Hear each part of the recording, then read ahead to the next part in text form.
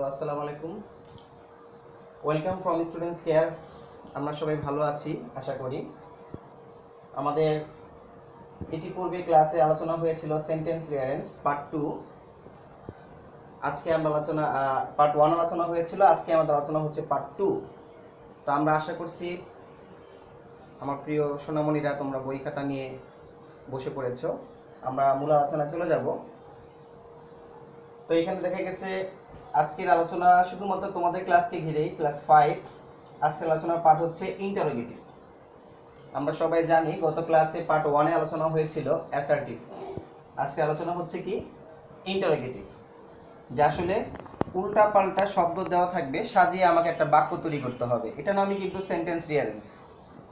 আর এই sentence রিয়ারেন্সের part 1 কিন্তু আমরা আলোচনা করেছিলাম অ্যাসার্টিভ সেন্টেন্সের, অর্থাৎ সাধারণ বাক্যগুলো যদি উল্টাপাল্টা শব্দ দেওয়া থাকে আমি সাজিয়ে কিভাবে লিখব। এখন কিন্তু আজকের আলোচনা হচ্ছে ইন্টারোগেটিভ, অর্থাৎ প্রশ্নবোধক বাক্য। অর্থাৎ এই প্রশ্নবোধক বাক্যগুলোকে আমি কিভাবে সাজিয়ে গুছিয়ে লিখতে পারি। যেমন ধরো, এই ইন্টারোগেটিভ মানেটা কি, এটা একটু আমাকে বুঝতে হবে। যে সকল বাক্য দ্বারা কোনো প্রশ্ন করা বোঝায়। একটু ভালো করে খেয়াল করে দেখো, ছোট থেকে এখন পর্যন্ত তুমি অনেক ধরনের প্রশ্নই কিন্তু শুনেছো। তোমার বয়স কত, তুমি কোন ক্লাসে পড়ো, তুমি কোথায় থাকো। আমি যদি ইংলিশে বলতে চাই তাহলে যেমন ধরো, what is your name, how old are you, when you go to school. মানে কি, তোমার এই ধরনের প্রশ্নগুলো তুমি সবসময় শুনে আসছো। বাট এই প্রশ্নগুলোকেই সেন্টেন্সের ভাষায়, এক কথায় এদেরকে ইন্টারোগেটিভ সেন্টেন্স বলে। অর্থাৎ পৃথিবীর যতগুলো বাক্য আছে সেগুলো যদি কোনো প্রশ্ন করা বোঝায়, সেই যে সকল বাক্য ধারা, অর্থাৎ এই পৃথিবীতে যতগুলো প্রশ্নবোধক বাক্য আছে তাদেরকে এক কথা কি বলা হয়, ইন্টারোগেটিভ। তাহলে আমরা এই ইন্টারোগেটিভের সূত্রটা একটু খেয়াল করি। প্রথমেই হচ্ছে, আমি ইন্টারোগেটিভ যদি উল্টাপাল্টাভাবে সাজানো থাকে তাহলে আমি কিভাবে অ্যান্সার লিখব। কোনো একটা বাক্য ইন্টারোগেটিভ আছে, এটা আমি কিভাবে সাজিয়ে গুছিয়ে রিয়ারেঞ্জ করে লিখব, সেটা সূত্র হচ্ছে এটা। প্রথমে লিখতে হবে WH ওয়ার্ড। WH ওয়ার্ডের বক্সটা কিন্তু আমরা WH কোশ্চেনে গ্রামারে কিন্তু আলোচনা করেছিলাম, সেখানে দেওয়া ছিল। গত ক্লাসও আমি একটা ধারণা দেওয়ার চেষ্টা করেছি, তারপর আজকে আবার লিখে দিছি তোমাদের বোঝার সুবিধার্থে, যে এই what, who, when, where, whose, why, which, whom এবং হাউ যতগুলো প্রশ্ন করা হয় ইংরেজিতে, খেয়াল করে দেখবা ইংরেজিতে দুইভাবে প্রশ্ন করা হয়। একটা হচ্ছে WH ওয়ার্ড দিয়ে, আর একটা সাহায্যকারী ভার্ব দিয়ে। যেহেতু তোমাদের এটা ইন্টারোগেটিভ সেন্টেন্স প্যাটার্ন, তাহলে তোমাদের কি এই WH ওয়ার্ড দিয়ে প্রশ্ন বেশিরভাগ ক্ষেত্রে থাকবে। সেই ক্ষেত্রে তোমাদের কিন্তু এই 9টা শব্দ খেয়াল করতে হবে এবং ভালো করে শিখে ফেলতে হবে। এবং প্রশ্নে উল্টাপাল্টা শব্দের মধ্যে কিন্তু খুঁজে বের করতে হবে এই 9টার মধ্যে কোনটা দেওয়া আছে, ওটাই কিন্তু আমরা আগে লিখব। এই সূত্র WH ওয়ার্ড লেখা মানেই হচ্ছে, এটা মানেই হচ্ছে যে এই 9টা শব্দের তুমি যে কোনো একটা যখন বাক্যে পাবা, ওটাকেই সবার আগে লিখতে হবে। কথাটা আমি আবারও বলি, এই 9টা শব্দ হচ্ছে সংক্ষেপে বলা হয় WH ওয়ার্ড। এদের মধ্যে তোমার প্রশ্নের মধ্যে তুমি যাকে পাবা, যেখানেই থাকুক না কেন, সেটাকেই তোমাকে সূত্রে সবার আগে লিখতে হবে সাজিয়ে লেখার ক্ষেত্রে। এটা নিশ্চয়ই আমরা বুঝতে পেরেছি। এরপরে আমাদের কি এবিটা কিন্তু আমাদের পার্ট 1-এ আলোচনা হয়েছে। আমি এই বিগুলো কিন্তু লিখে দিয়েছিলাম, যে do, did, just, am, is, are, was, were, have, has, had, shall, will, can, may, should, could, might। এই শব্দগুলো কি হয়, সাহায্যকারী ভার্ব হয়। এদেরকে ইংলিশে বলা হয় অক্সিলারি ভার্ব। সংক্ষেপে আমি লিখছি কি এবি। এটা আমাদের পার্ট 1-এর সেন্টেন্স রিয়ারেঞ্জের পার্ট 1-এ কিন্তু আমি ঠিক এই জায়গাটায় লিখে দিয়েছিলাম তোমাদের বোঝার সুবিধার্থে। তোমরা কিন্তু সেটা মেমোরাইজ করে ফেলছো এর মধ্যে আশা করি। তো আমাদের পরবর্তী আলোচনা হচ্ছে সাবজেক্ট। সাবজেক্ট কি, এটাও কিন্তু গত ক্লাস আলোচনা হয়েছে। এই পৃথিবীতে যত ব্যক্তি, বস্তু, প্রাণীর নাম বোঝায়, যাদেরকে ঘিরে বাক্য তৈরি হয়, এরা হয় বাক্যের কি সাবজেক্ট। এবং কি এদের পরিবর্তে যে কোনো প্রোনাউনও হইতে পারে, যেমন I, we, our, they, he, she, তারপরে দেখা গেছে তোমার মাই। এগুলো সব মিলিতভাবে কিন্তু সম্মিলিতভাবে যে কোনো বাক্যের ইট, দিস, দোজ, দ্যাট, এগুলো কিন্তু বাক্যের কি হতে পারে, সাবজেক্ট হতে পারে। তারপর আসি পিবি। পিবিটা কি, এটাও কিন্তু গত ক্লাসে, গত আলোচনায় আমি ডেফিনেশন করেছি পার্ট 1-এ। পিবি মানে হচ্ছে প্রিন্সিপাল ভার্ব, অর্থাৎ এই পৃথিবীতে যে সকল শব্দ দ্বারা কোনো কাজ করা বোঝায়। পৃথিবীতে অনেক শব্দ আছে, যে সকল শব্দ দ্বারা যখন কোনো কাজ করা বুঝাবে, অর্থাৎ যে সকল শব্দগুলো বাক্যে কোনো কাজকে নির্দেশ করবে, তখনই সেগুলো কি পিবি হিসেবে গণ্য হবে। পিবি মানে হচ্ছে প্রিন্সিপাল ভার্ব বা মেইন ভার্ব বা প্রধান ভার্ব। তারপর ওডব্লিউ, এটা আমরা সবাই নিশ্চিত মধ্যে জানি, যেহেতু আমরা পার্ট 1 আলোচনা করেছি আগে। ওডব্লিউ মানে হচ্ছে আদার ওয়ার্ড বা অন্যান্য শব্দ। তারপর লাস্টে কিন্তু একটা চিহ্ন দেওয়া আছে, এই চিহ্নটা আমাকে ব্যবহার করতে হবে। এরপর আমরা চলে যাই এক্সাম্পলে, আমরা বোঝার সুবিধার্থে। যেমন ধরো, এখানে একটা বাক্য দেওয়া আছে, প্রথমে লেখা আছে কি টু, তারপরে গো, তারপরে মিতা, তারপরে হোয়েন, তারপরে ডাস, তারপরে স্কুল। এই শব্দগুলো কিন্তু এলোমেলো, কিন্তু খেয়াল করতে হবে আমি কিভাবে চিন্তা করব যে আসলে আমি এটা ইন্টারোগেটিভের সূত্র অনুযায়ী সাজিয়ে লিখবো। কখন আমি ভাববো, যখন এই ধরনের বাক্যের উল্টাপাল্টা শব্দের শেষে যখন আমি একটা প্রশ্নবোধক চিহ্ন দেখব। আমি আবারও বলি, আমাদের গত ক্লাসে কিন্তু আলোচনা হয়েছিল সূত্র নাম্বার 1 অর্থাৎ অ্যাসার্টিভ। তখন কিন্তু আমার এই চিহ্নটা ছিল না, অর্থাৎ সাধারণ যদি উল্টাপাল্টা শব্দ পাই, কথাটা আমি আবারও বলি, সাধারণ যদি উল্টাপাল্টা শব্দ পাই এবং লাস্টে ফুল স্টপ পাই, তখন কিন্তু আমি অ্যাসার্টিভের নিয়মে সলভ করব, যেটা গত ক্লাসের পার্ট 1 আলোচনা হয়েছে। আর যখনই উল্টাপাল্টা শব্দ উল্লেখ করা থাকবে আর তার শেষে যখন প্রশ্নবোধক চিহ্ন দেওয়া থাকবে, অর্থাৎ প্রশ্ন করা বোঝাবে, এই চিহ্ন যখন পাবো আমি, তখন কিন্তু আমি এই ইন্টারোগেটিভের নিয়মে সলভ করব। এই ইন্টারোগেটিভের নিয়ম কিন্তু ইতিমধ্যে আলোচনা করেছি সূত্রটা। তাহলে আমরা এক্সাম্পল ফলো করি। এদের মধ্যে থেকে তাহলে প্রথমে আমাকে খুঁজতে হবে কাকে, আছে কিন্তু রুলস নাম্বার 2 আলোচনা হচ্ছে, অর্থাৎ যেহেতু ইন্টারোগেটিভ 2 নম্বর সূত্র, তা আমাদের প্রথমে আলোচনা করতে হবে সূত্র অনুযায়ী আমাকে WH ওয়ার্ড খুঁজতে হবে। আমাদের WH ওয়ার্ড এগুলোর মধ্যে কোনটা আছে, এই যে হোয়েন, খেয়াল করে দেখো এখানে কিন্তু হোয়েন ছিল, তার মানে এই হোয়েনটাকে বড় হাতে, ডাব্লুটাকে বড় হাতের অক্ষর দিয়ে আমাকে কিন্তু প্রথমেই সেই হোয়েনটা লিখতে হবে। লেখার পরে তারপরে আমি সূত্র খুঁজবো কি, এবি। এবি মানে কি, সাহায্যকারী ভার্ব। তাহলে সাহায্যকারী ভার্বের যে বক্সটা আছে তোমরা খেয়াল করবা, গত ক্লাসে আলোচনা হয়েছিল, সেই বক্সে কিন্তু উল্লেখ করা ছিল ডাস। তার মানে কি, সেই সাহায্যকারী ভার্বটা আমি লিখে ফেললাম। আমাকে এগুলো আগে শিখতে হবে, সাহায্যকারী ভার্বগুলো কি কি, তারপর WH ওয়ার্ডগুলো কি কি, এগুলো আমাকে শিখতে হবে, লিখতে হবে, তারপরে কিন্তু এই সূত্রগুলো আমি কাজ করতে পারবো। তাহলে খেয়াল করি, তারপরে কি আমাদের সাবজেক্ট, কি বলতেছে, সাবজেক্ট কোনো ব্যক্তিবস্তু প্রাণীর নাম অথবা কোনো ব্যক্তিবস্তু প্রাণীকে বোঝায় এমন কোনো প্রোনাউন। সেক্ষেত্রে এখানে আমরা খুঁজি কোনটা দ্বারা কোনো ব্যক্তিকে নির্দেশ করে, বস্তুকে নির্দেশ করে বা প্রাণীকে নির্দেশ করে। মিতা, মিতা নিশ্চয়ই একটা বালিকার নাম, সেক্ষেত্রে এটা ব্যক্তিকে নির্দেশ করে, সুতরাং কি তারপরে আসবে কি, মিতা। আমি মিতাকে নিয়ে আসলাম। এরপরে সূত্র কি বলে, প্রিন্সিপাল ভার্ব বা মেইন ভার্ব বা প্রধান ভার্ব। ভার্ব বলতে কি, যে সকল শব্দ দ্বারা কোনো কাজ করা বোঝায়, যে সকল শব্দ দ্বারা কোনো কাজ করা বোঝায়। খেয়াল করতে দেখি এখানে কোন শব্দ দ্বারা কাজ করা বোঝায়, গো। গো মানে কি, যাওয়া, তার মানে কি কাজ করা বোঝাচ্ছে, তারপর আমি গো লিখলাম।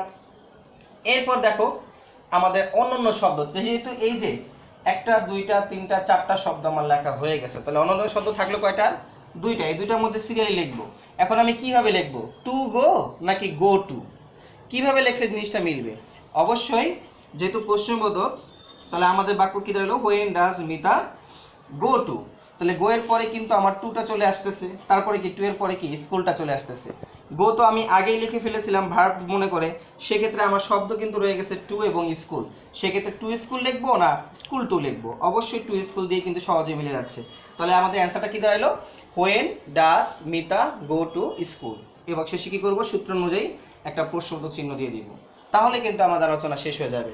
আমরা বোঝার জন্য আরেকটা সূত্র খেয়াল করি, আরেকটা বাক্য আছে, আরেকটা বাক্য খেয়াল করলে বুঝতে পারবো। যেমন ধরো লিভ, ইউ, ডো, হোয়ার, এখানেও কিন্তু উল্টাপাল্টা শব্দ। এটা তোমাদের একটা পরিচিত প্রশ্ন দেখতেছি, যেন তোমরা বুঝতে পারো সহজেই। সেক্ষেত্রে দেখো আমি আবার আগের মতো কি খুঁজবো, WH ওয়ার্ড খুঁজবো। আবার আগের মতো আমি WH ওয়ার্ড খুঁজবো। এখানে WH ওয়ার্ড কি দেওয়া আছে, অবশ্যই WH ওয়ার্ড দেওয়া আছে হোয়ার। তাহলে হোয়ারটাকে আগে লিখলাম।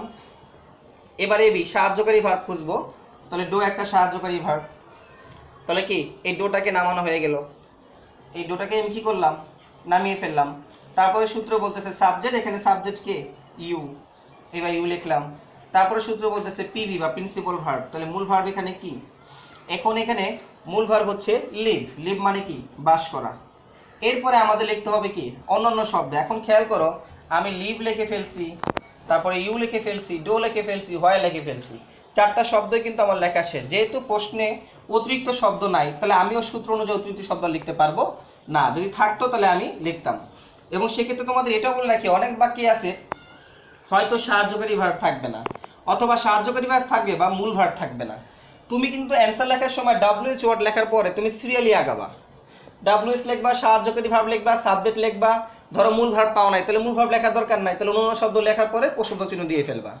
আবার যদি দেখা গেছে WH ওয়ার্ড লেখলা, এবি লেখলা, সাবজেক্ট লেখলা, পিবি লেখলা, কিন্তু আর কোনো শব্দ নাই, তাহলে সরাসরি প্রশ্নবোধক চিহ্ন তখন লিখে ফেলবো, অর্থাৎ সিরিয়ালি তোমাকে আগে এগিয়ে যেতে হবে। এখানে কিন্তু তাই হয়েছে, আমি WH লিখছি, সাহায্যকারী ভার্ব লিখছি, সাবজেক্ট লিখছি এবং কি মূল ভার্ব লিখছি, তারপরে কি অন্যান্য শব্দ নাই বিধায় আদার ওয়ার্ডস লিখি নাই, সরাসরি কি আমি প্রশ্নবোধক চিহ্ন চলে গেছি। এবং সেটাই কিন্তু করে দেখানো হলো। আশা করি তোমরা সবাই বুঝতে পেরেছো। তাহলে আমাদের লাস্ট রুলটা অর্থাৎ 3 নাম্বার রুলস লিখলেই আমাদের কিন্তু এই আলোচনা শেষ হয়ে যাবে। আমরা এই গ্রামারটা আশা রাখি করতে পারবো।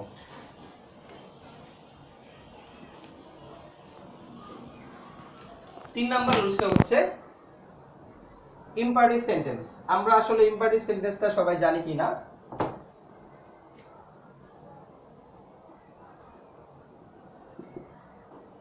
এই ইম্পারেটিভের নিয়মটা কি? ইম্পারেটিভ সেন্টেন্স কাকে বলে? যে সকল বাক্য ধারা, তোমরা যারা যেগুলো না জানো অবশ্যই 5 প্রকার sentence, assertive, interrogative, objective, imperative, imperative এবং কি তোমার এক্সক্লেমেটরি, এই 5 প্রকার সেন্টেন্সে তোমরা কি করবা, কাকে বলে শিখে নিবা। ইম্পারেটিভ সেন্টেন্স মানে হচ্ছে যে সকল বাক্য ধারা কোনো আদেশ, নিষেধ, পরামর্শ, ক্ষমা, অনুরোধ এগুলো বোঝায়, সেগুলোকে কি বলা হয়? ইম্পারেটিভ সেন্টেন্স বলে। আর এখানে একটা বক্স খেয়াল করতে হবে, সেটা হচ্ছে যে এই বাক্য ভার্ব দিয়ে শুরু হয়। কি দিয়ে শুরু হয়? ভার্ব দিয়ে শুরু হয়। তাহলে আমরা একটু খেয়াল করব, এখানে সূত্র খুব সহজ, ভার্ব প্লাস অন্যান্য শব্দ, এখানে অন্য কোনো ঝামেলা নেই। তাহলে আমরা একটা এক্সাম্পল খেয়াল করি। এই বাক্যে কোনো সাবজেক্ট থাকবে না, এবি থাকবে না, পিবি থাকবে না, ভার্ব প্লাস অন্যান্য শব্দ। যেমন ধরো এখানে লেখা আছে বুক ওপেন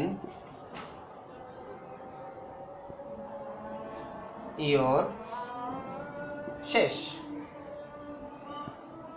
এখানে কিন্তু দেখে কোনো ঝামেলা নাই। তাহলে সেক্ষেত্রে কি আমি অ্যান্সারে চলে যাব।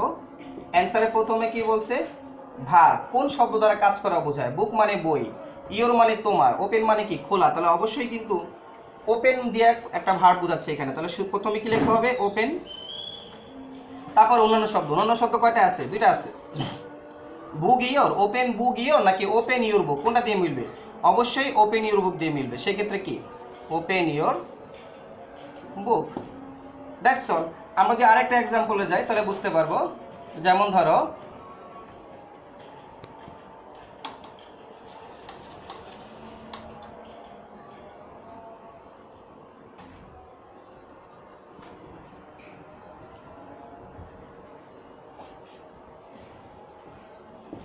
একটু বড় করে লিখলাম, কি লেখা আছে? দা নাও লেটার রাইট। তাহলে আমি অ্যান্সার যদি চিন্তা করি, আমি অ্যান্সারে চলে যাই, তাহলে কি দাঁড়ালো? ভার্ব কোনটাকে দিয়ে বোঝায়? দা কোনো ভাব বোঝায় না। নাও মানে এখন, লেটার মানে চিঠি, তাহলে রাইট মানে কি লিখা। তাহলে অবশ্যই রাইটকে ভার্ব দ্বারা বোঝাবে। তাহলে কি রাইট দা লেটার নাও। অর্থাৎ এখানে ভার্ব দিয়ে তুমি শুরু করবা, তারপরে সিরিয়ালি যে শব্দগুলো দিলে মিলে যাবে বাক্যটা সেভাবে মিলে ফেলবা। এটাই হচ্ছে আমাদের আজকের আলোচনা। তোমরা অবশ্যই আশা করি বুঝতে পেরেছো। তোমরা ভালো করে প্র্যাকটিস করবে বাসায়। আজকের আলোচনা এই পর্যন্ত। আল্লাহ হাফেজ।